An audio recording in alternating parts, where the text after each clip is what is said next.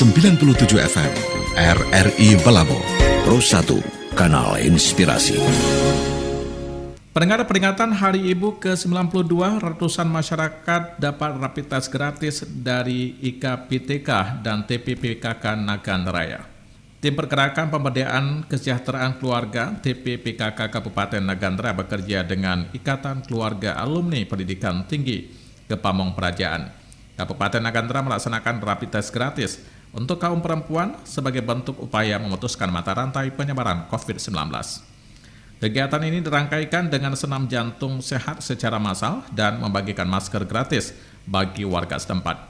Pelaksanaan rapid test gratis dilakukan dengan menerapkan protokol kesehatan dan dipimpin langsung oleh Ketua Tim Pergerakan PKK Kabupaten Nagan Raya Hajah Mawarti Ibnu Ali. Ketua TPPKK Nagan Raya Hajah Mawarti Ibnu Ali menyampaikan kepada media, peserta dari pelaksanaan kegiatan pada Hari Ibu, masyarakat Kabupaten Nagan Raya yang berjumlah lebih kurang 100 orang.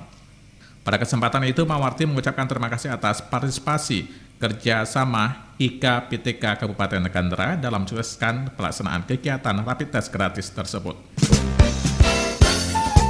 Terima kasih Anda masih bersama kami. Pro 1 RRI Balabo, FM 97 MHz. Kini ikutilah acara kami selanjutnya.